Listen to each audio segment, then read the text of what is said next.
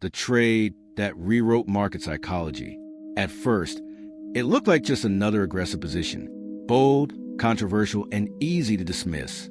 But beneath the surface, this single trade would go on to change how markets understood fear, conviction, and timing forever. This story matters now because markets are not only driven by capital, they are driven by belief. When one trade challenges those beliefs at scale, it can permanently alter how participants think, react, and protect themselves. To understand why today's markets behave the way they do under pressure, we need to go back to the trade that quietly rewired market psychology. It began during a moment of extreme consensus. Almost everyone agreed on the direction. The narrative was airtight. Data reinforced it. Analysts echoed it. Positioning clustered tightly around the same conclusion. The market felt safe precisely because disagreement had disappeared. But one trader saw something unsettling. The price was right, but the positioning was wrong. Too many participants were leaning the same way, using similar leverage, relying on similar assumptions. The trade wasn't wrong. It was crowded, and crowded trades don't need bad news to fail. They only need imbalance. The early reveal came when he built his position against the grain, not impulsively. Methodically, size added slowly, disguised within normal flow. The thesis wasn't about prediction. It was about pressure. If the market moved even slightly, reactions would matter more than fundamentals. At first, nothing happened. Prices drifted. Confidence remained intact. Critics dismissed the position as stubbornness. But the trade wasn't waiting for collapse. It was waiting for hesitation. That hesitation arrived quietly. A data point missed. A forecast softened. Nothing decisive, but enough to test conviction. Prices ticked against consensus. Stops tightened. Defensiveness crept in. The market didn't break. It paused. And in that pause, psychology began to shift. Because once traders feel uncertainty where they expected certainty, every assumption becomes fragile. The trade hadn't paid off yet, but it had already begun doing something far more powerful. It was changing how the market felt. As hesitation spread, the market's behavior began to change in subtle but measurable ways. Liquidity thinned slightly at key levels.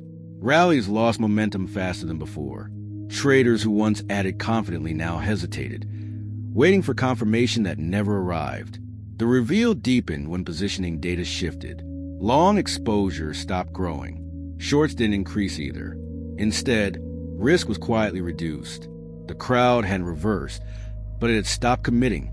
In markets, that pause can be more dangerous than outright fear. The early conflict emerged when volatility crept higher without a clear catalyst. Protection strategies activated. Hedging demand rose. The same participants who once dismissed risk now paid a premium to avoid it. Every hedge added pressure. Every reduction reinforced the sense that something had changed. The trade began to matter. As prices drifted further against consensus, small losses became uncomfortable. Stops were triggered not by panic, but by discipline. Forced exit appeared, not at the fringes, but among respected funds whose reputations depended on precision. Their selling wasn't dramatic, but it was visible. Momentum flipped quietly. What had been strength now felt fragile. Analysts adjusted language. Confidence softened into caution. The narrative didn't collapse. It frayed. And in that fraying, psychology shifted from belief to vigilance. The trader added carefully, not aggressively. He understood that the market wasn't ready to break, only to test itself. His position wasn't betting on disaster. It was exploiting the transition from certainty to doubt. As the feedback loop tightened, something remarkable happened. Participants stopped trading the story and started trading each other's reactions. The market became reflexive, watching itself accuse. Fear hadn't arrived yet, but trust had begun to leave. And once trust erodes, even good news struggles to restore momentum.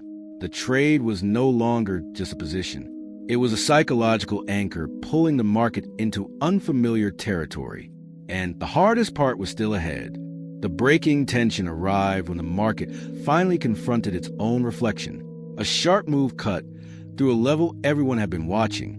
Not a crash, not a collapse, just enough to force action. And action, once triggered, spread faster than thought. The conflict intensified as stops cascaded. Positions built over months unwound in hours. Liquidity vanished at precisely the moment it was needed most. Traders who believed they were early discovered they were late. Traders who believed they were protected learned their protection was shared by too many others. Volatility surged, but not chaotically. It surged with structure. Each move fed the next. Selling created signals. Signals trigger models. Models force more selling. The market wasn't panicking. It was obeying its own internal logic, rewritten by years of consensus. The trader watched calmly as the trade finally revealed its full power. What he had anticipated wasn't price movement. It was behavior, the speed of the reversal, the violence of repositioning, the way confidence evaporated once the narrative broke. As prices accelerated, disbelief turned into urgency. Funds scrambled to explain losses. Analysts rushed to rewrite stories they defended days earlier. The same arguments that once supported certainty were now used to justify exits. Psychology flipped completely.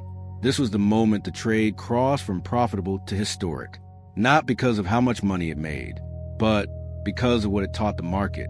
Participants learned that crowding itself was risk, that popular trades didn't fail slowly. They failed suddenly, that timing mattered less than positioning, and that once doubt entered a crowded market, it didn't fade, it multiplied. The system had been trained to move together, and now it was doing exactly that. The market didn't just move against consensus, it rejected it. And in that rejection, something permanent shifted. Fear was no longer triggered by bad news. It was triggered by imbalance. The trade had rewritten market psychology, and there was no going back. The climax resolved not with a rebound, but with new awareness that lingered long after prices stabilized. When the dust settled, markets were quieter, but also more cautious. The memory of the reversal hung over every trade, reshaping behavior in subtle, lasting ways. Risk was no longer assessed only by fundamentals. Positioning became central. Crowding was monitored.